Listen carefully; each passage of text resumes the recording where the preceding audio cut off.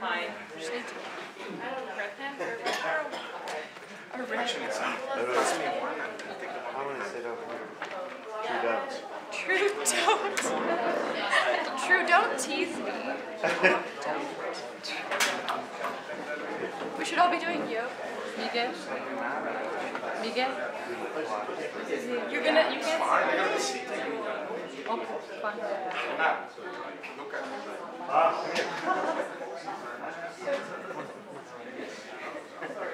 No.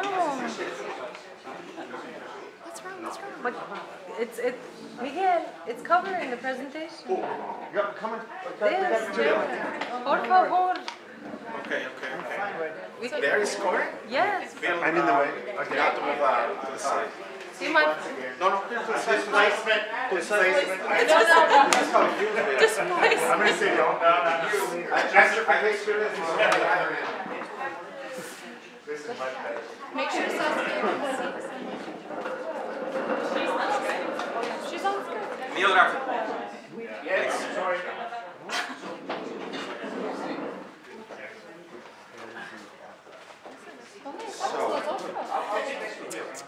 Teo, Maria, Masoud, Masoud.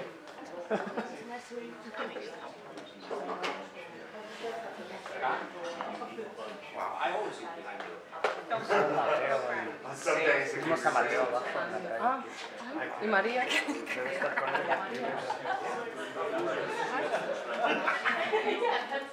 One yard from the street. Full professor.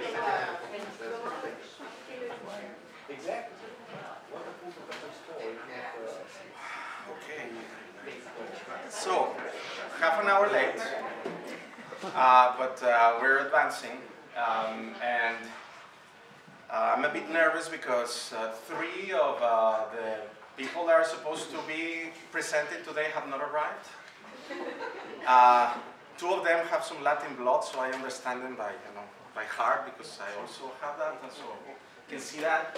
But one of them doesn't, and I'm very concerned. Miguel, it's What worse. happened? It's Indian. It's Indian, yeah, but I thought Latin Americans were worse, but I don't know. Yeah. What do you think? Okay, so there might be arriving soon. We also have other guests that will be arriving, as the presentations are coming. Before I start, just to explain what we did during a whole year, and I hope it looks like a whole year of work. It will. I want to first thank a lot of people, and this moment for me, and I'm sure for the students, and I don't want to make this moment about me because it's not, but in a way it is. Because I spent 3 years together with David here assembling a research space in Ecuador with always the advantage or the idea that we will begin to link what we're producing here with there and have these sort of interactions. And for many, many things that we will later explain perhaps with some drinks, this moment for me represents sort of the end of that cycle in a way. And it was a lot of energy, right, David? And investment we did. And I am so glad that it ended up with this cohort. And I'm so glad that we have all these amazing people present here, which all of them were such a big part of this project. The project began thanks to Enar. Enar is the first one to thank for everything. Enar is here sitting. She was at that time working with Anna. Anna, where are you? Over there. I'll explain later what is the thing. But Enar, for whatever reason, when David and I started giving some seminars in Ecuador, Enar was the first students in the seminars over there. And she was one of the few that survived all the seminars, and there were many and very long ones. Immediately she said, you have to meet Anna. At that time, Anna, which is sitting there at the corner, she was in charge of all the museums of the city of Quito. And finally we meet. I don't remember what was the setting yet. I mean, I don't want to recall it because I would start to get very sad. But we meet Anna, right? And then we just hit it off. I mean, both David and I said like, wow. I mean, we just fell in love with her immediately. And then we started to meet all these amazing people there that have been like elemental in the definition of an activist. And these are the two, Latin blood people that were like just to put them in evidence. Yes. Yeah. And so, well, we're still missing the Indian blood here. Okay. Well. And so when we start to meet like these amazing people, all of them, as I said, activists, urban activists, really seriously trying to change the conditions of Ecuador. Also part catalyzed by the political sort of changes that Ecuador was going through at the time, but in many ways also disappointed because of all these changes were not happening, and so there was a lot of energy at that time. David and I start setting up this place. We bring a lot of people to work, and then Enar immediately becomes like a primary choice, to get into the research center. And so Enar starts working with us. Then later Anna leaves the position, and then she works with us for a little bit in the research center as researcher coordinator. And then Anna just enters into this direction, which was unbelievable. She was tapped to be the Vice Minister of Culture, and then she became the Minister of Culture of Ecuador. And until 2 days ago. So congratulations. She ceased to be 2 days ago the minister, and thankfully that's the reason she could come today with us. Of course, into that session, it was not only an app. Lucas was also present from the beginning, and played a very important role. Thank you very much for coming, Lucas. And I guess the second person, which is as thankful as, equally is David. I think if there's a person here that brings us all together, it would be David. Without David, of course, and I would have never taken a seminar with me, for sure. It was to David, but yeah, I guess for my side, I want to dedicate whatever was produced, because for me it was also a lot of energy, but so much happiness that happened to David and Enar. Not to not put the importance to Lucas, of course, and Luis that couldn't come because of visa issues. The other person I want to really thank is Hector. Hector was here with us out of pure altruism. He's a visiting faculty from Madrid, anthropology, psychologist, very interested in urban issues, participation, very involved with Podemos over there, the party, and then just decided to spend all his Thursdays with us. Just because that's what he wanted to do, and so he became pretty much a faculty member, honorary faculty member. I wish I could give him an honorary title right now, because he deserved it.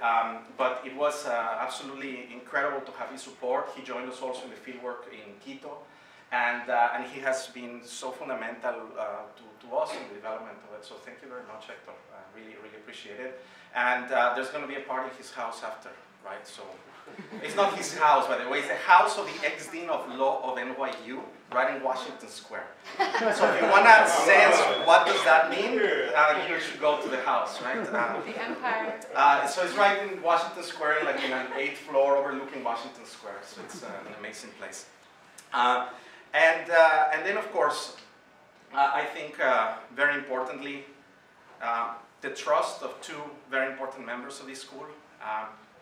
First of all, the trust of my colleagues, Bill, Mildred, Gabriela, and Efren, for actually believing that this project could happen, taking up the experiment of having TUP, so Theories of Urban Practice, the 2 masters that we have, and the masters in urban ecology that we have, blend together in one single project. But this required a lot of trust from their side when I presented this project, and I really thank you guys for trusting. I hope it's up to certain standards that you're imagining, but we'll see that. We'll see that, right? And of course, the most, all of them are important, but an incredibly important part is the trust of the students. They trusted hard to be part of this project. I remember seeing Nate at the beginning. She was so distrustful. She couldn't believe anything. She was completely suspicious. I'm sure she was having second thoughts. I assume you still do, but anyway. But it was quite a ride. It was unbelievable. was an amazing experience. So with that set aside, we have really amazing people here up front, which have been part of all this project. Rob, but Rob is not only from this course, but it's like from, Rob is an elemental part, and as we tried many times, slowly he's been integrating into our faculty. Not only with your heart, but also you're teaching so much to our students of the activism on the ground and so on. So thank you very much, Rob. I think it's really...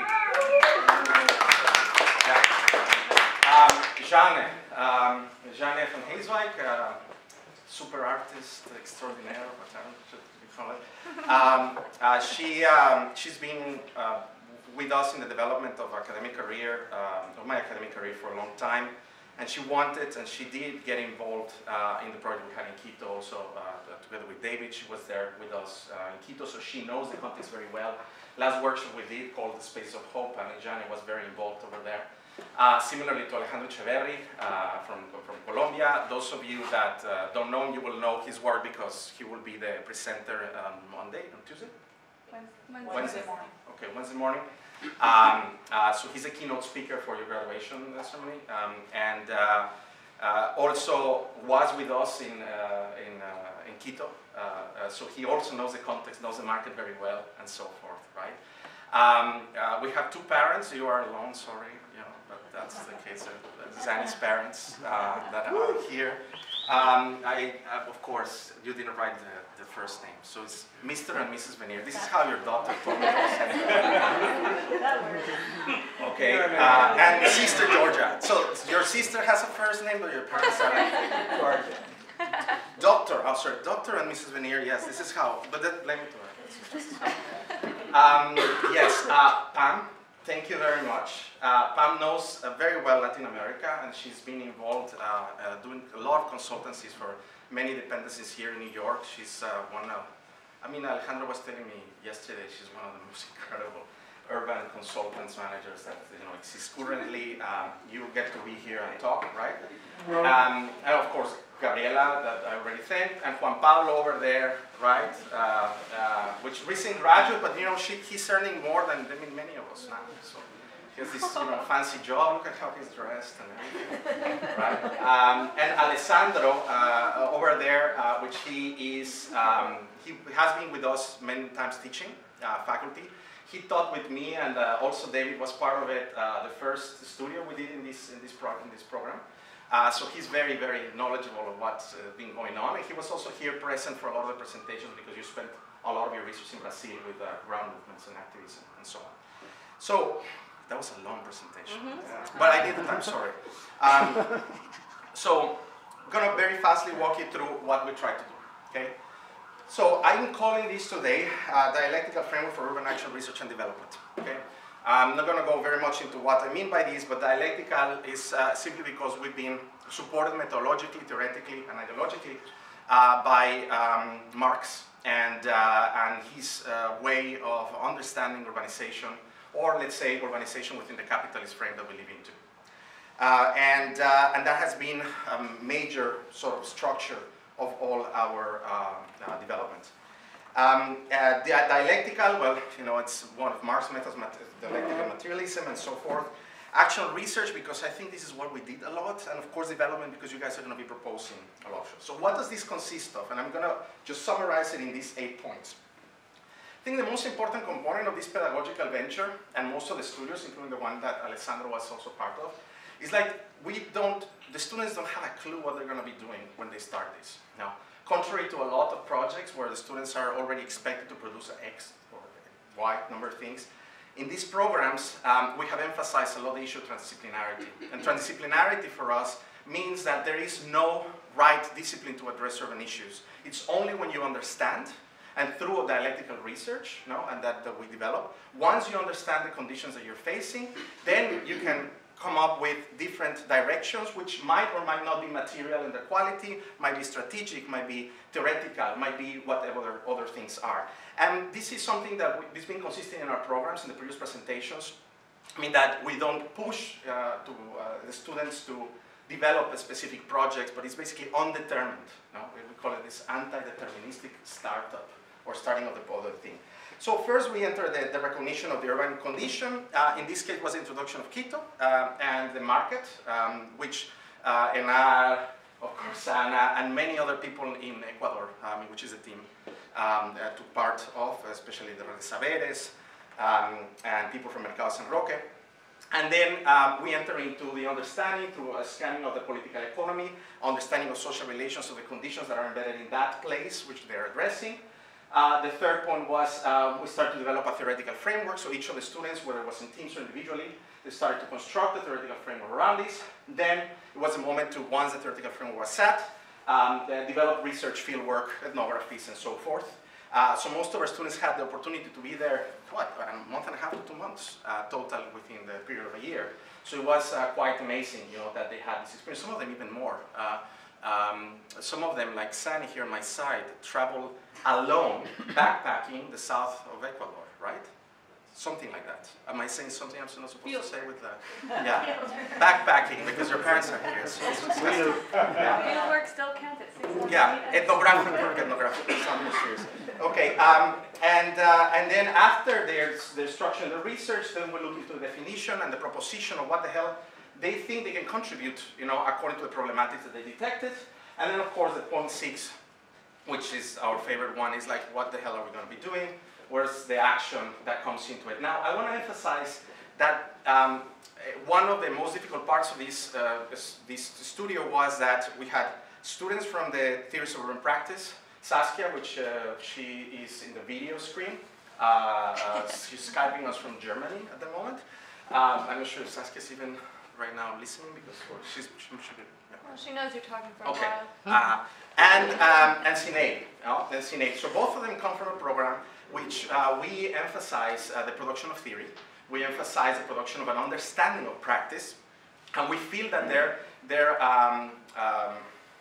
proposition to the world, or their work, has a value according to how they observe and how they tell us what they observe and how they theorize. So we try to value that a lot, and a lot of the emphasis on their work, and you will see with Sinead, is on that, right? Whereas the Masters of Design and Urban Ecologies, we're pushing them to actually transform material environment, and so on. So you will see what are the differences. So that's the action part. Then we asked them to develop organization and the afterlife of the project, because of course we had a very precise space to work with, serious partners. I mean, we had at some moment the Minister of Culture with us, so this was a very serious engagement for all of us. We didn't want to, yeah.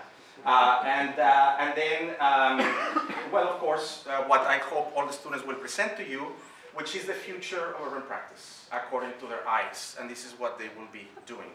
So this is the site, San Roque. This is what we presented to them. This was, again, thanks to all the people over there that presented us to this amazing place, right by the center, the historical center. They will tell you all about it. And when the students first entered, this is basically what they saw, right?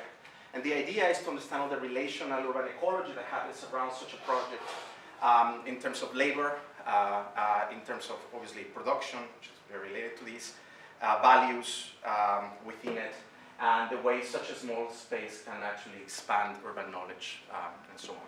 So I talked forever, I know, but Sani, I put you, and thank you